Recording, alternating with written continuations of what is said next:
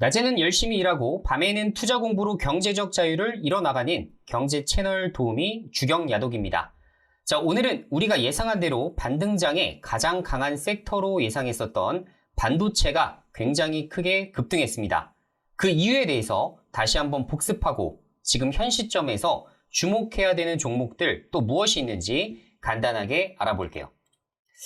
자, 먼저 오늘 반도체 관련된 종목들을 보시면 ISC 12%, TFE 10%, FST 10% 등등 관련된 종목들이 대다수가 5% 넘는 굉장히 좋은 주가 흐름을 나타냈습니다. 자, 반도체 폭등 이유에 대해서는 제가 이전부터도 말씀을 드렸지만 단기 반등장에서 가장 강하게 올라갈 주도주 섹터 반도체 말고 없다라고 말씀을 드렸었죠. 자, 그 부분이 이번에 주가로서 나온 부분이라고 말씀드릴 수 있을 것 같은데, 자, 반도체 전망이 향후에도 밝을 수밖에 없는 이유, 제가 몇 가지로 좀 정리를 좀 해봤습니다. 자, 첫 번째, 삼성전자의 반도체 부문 실적이 반등이 나오기 시작했다. 자, 이번에 3분기 실적 발표가 진행이 되었지만 반도체 부분에서 적자 부분을 상당히 많이 좁혀나가는 모습이 나타나기 시작을 했죠. 자, 그뿐만 아니라 지금 삼성전자가 디램에 대한 재고가 감소되고 있다라는 또 시장 전망이 나오다 보니 앞으로 가격이 꽤 오르겠는데 라는 생각을 할 수밖에 없었던 거죠. 자, 게다가 삼성전자는 그것에 대한 자신감의 표현으로 앞으로 디램 가격을 어떻게 하겠다? 계속 10% 내지 20% 정도를 지속적으로 올려나가겠다라는 부분을 발표를 했습니다. 자, 이것은 반도체에서 가격을 인상한다. 강한 자신감이에요. 앞으로 지금 재고가 쌓이는 것보다도 수요가 훨씬 더 늘어날 것이라는 그러한 전망을 가지고 있는 거죠. 자, 뒤에서도 제가 자세하게 말씀을 드리겠지만 간단하게 보면 이렇습니다. 자, 두 번째, HBM의 성장성이 입증받고 있다. 아시다시피 지금 시장에서 HBM 관련된 이제 포트폴리오를 좀 보게 되면, 자, 시장 지배력이 누가 가장 큽니까? 우리나라가 가장 크죠. 삼성전자가 대략 50%, 그리고 삼성전자가 대략 40%, 그리고 그 나머지 10% 미만을 미국 마이크론이라는 회사가 좀 가져가고 있는데, 자, 결론적으로는 이 시장은 다 우리 거예요. 디램도 마찬가지고 낸드 부분도 마찬가지겠지만 전 세계적으로 메모리 반도체 쪽 모두가 다 우리나라 소속이라고 보셔도 될 것 같아요. 그래서 이쪽 파이가 성장하면 성장할수록 그 과실은 우리나라가 단독적으로 다 가져갈 수밖에 없는 구조입니다.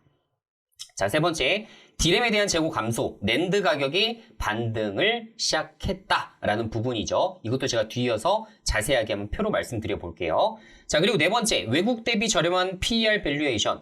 대다수의 반도체 기업들이 대형주 기준으로 봤을 때 20배가 넘습니다. 근데 우리나라는 지금 현재 밸류에이션상 13배 정도밖에 되지 않고, 사실상 주주 환원책을 가장 잘 피고 있는 기업 중에 또 하나인 삼성전자가 13배 정도밖에 되지 않는다는 점은 상당한 메리트가 있는 가격으로 외국에서도 인식할 수가 있습니다. 물론 이제 국내에 여러 가지 이제 불확실성적인 반대 매매라든가 신용 융자 잔고, 부동산 문제 여러 가지가 터지다 보니까 국내 관련된 종목들이 상당히 많이 하락을 하긴 했습니다만, 결론적으로 지금 외국계 증권사에서도 삼성전자에 대한 목표가를 대략 9만 원 정도, 평균 가격 9만 원 정도로 지금 예상을 하고 있어요. 자, 얼마나 많은 상승 여력이 남아있는지를 알 수 있는 대목입니다. 자, 지금 현재 디램 및 낸드 부분의 가격 추이를 좀 가져와 봤는데요. 자, 이 표를 보면 우리가 정확하게 알 수가 있습니다. PC램, 서버, 그리고 모바일 쪽 이렇게 좀 나눠봤는데, 자, 결론적으로는 어때요? 지금 현재 6월달, 7월달 이렇게 부근에서 바닥을 찍고 다시 10월달부터 가격이 반등하는 모습들이 나타나기 시작하죠. 그죠? 성장성이 서서히 반등 나오는 것들이 확인이 됩니다. 자, 서버 쪽도 마찬가지예요. 지속적으로 쭉 하락하다가 결론적으로 다시 상승하는 것들이 이제 10월달부터 눈에 띄기 시작을 합니다.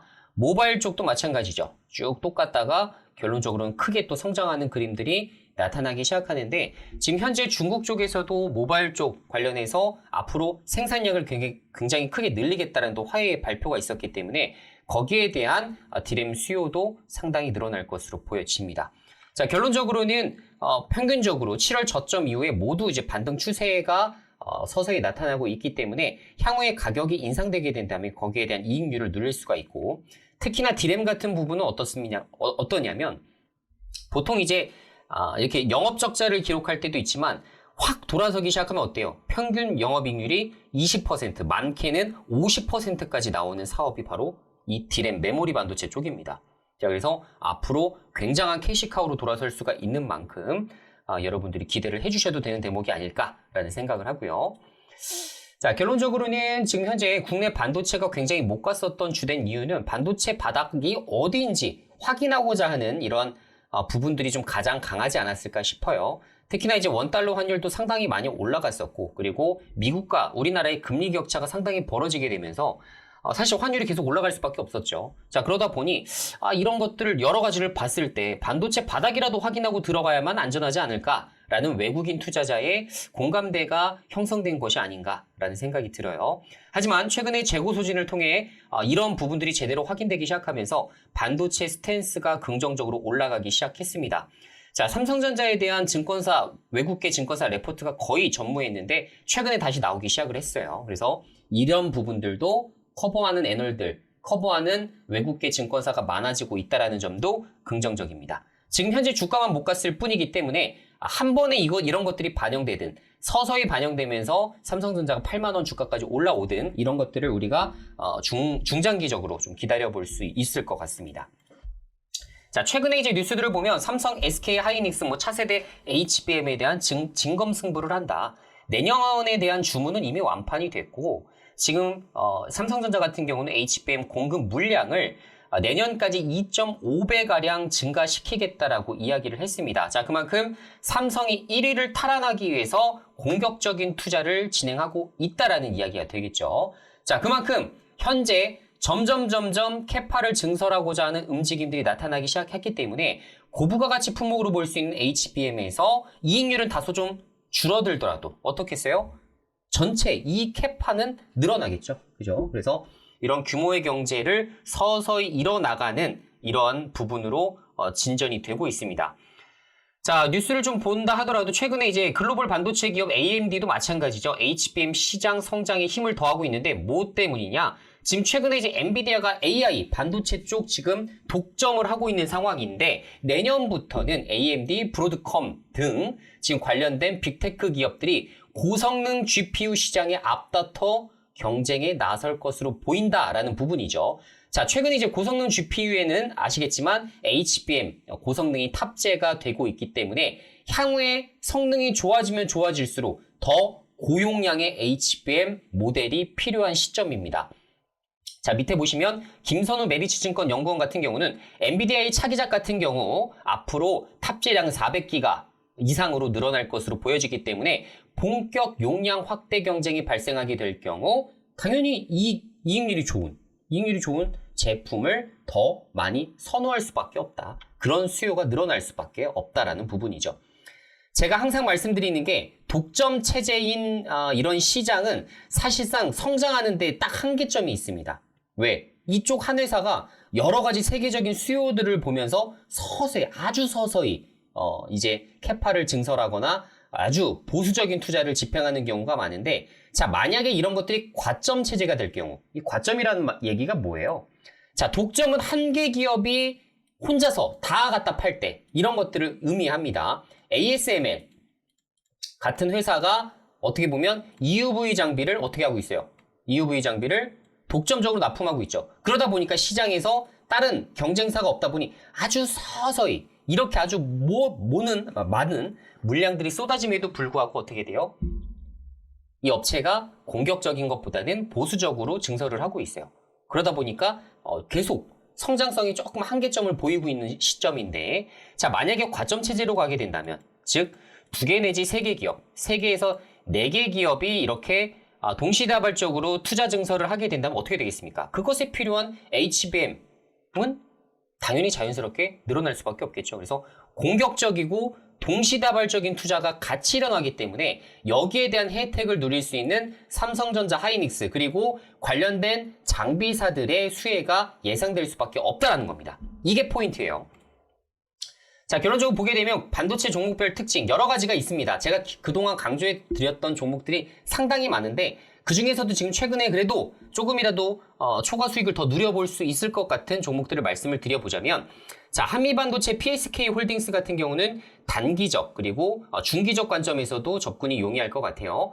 자, 한미반도체는 HBM 장비 기업으로 곽동신 부회장이 지분 매입을 지속적으로 해나가고 있고, 주가가 급락할 때마다 곽동신 부회장의 지분 매입이 이어지고 있습니다. 자, 이런 부분을 시장에서는 긍정적인 요소로 받아들일 것이기 때문에 한미반도체 종목 집중하셔서 체크해 보셔도 좋을 것 같고요. 자, 두 번째로는 PSK 홀딩스, HBM 장비 기업인데 추세가 가장 좋아요.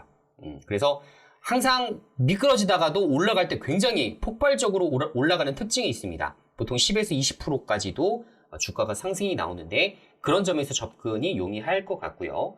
자, 그리고 역시나 이제 메모리 반도체 시장이 점차적으로 좋아지는 시점에서는 내년도를 비롯해서 장비 수주가 먼저 이어질 것이기 때문에 전공정 장비 대장주라고 볼 수 있는 주성 엔지니어링과 원익 IPS 종목을 같이 체크하시는 것도 방법이 될 것 같아요. 특히나 이들 종목은 다른 반도체 종목들이 대거 급락하는 시점에서도 그래도 주봉상 바닥을 굉장히 잘 다지는 흐름들이 나타났기 때문에 이 두 종목은 메모리 반도체 쪽으로도 전공정 장비지만 그래도 굉장히 쏠쏠한 투자 수익을 가져다 줄 수 있다. 특히나 가격, 하방 경직이 상당히 좋은 상황이기 때문에 이 구간에서 잘 모아나가면 중기적으로, 이 두 종목은 중기적입니다. 중장기적으로 좋은 수익을 가져다 줄 수 있다. 이렇게 말씀드릴 수 있겠네요.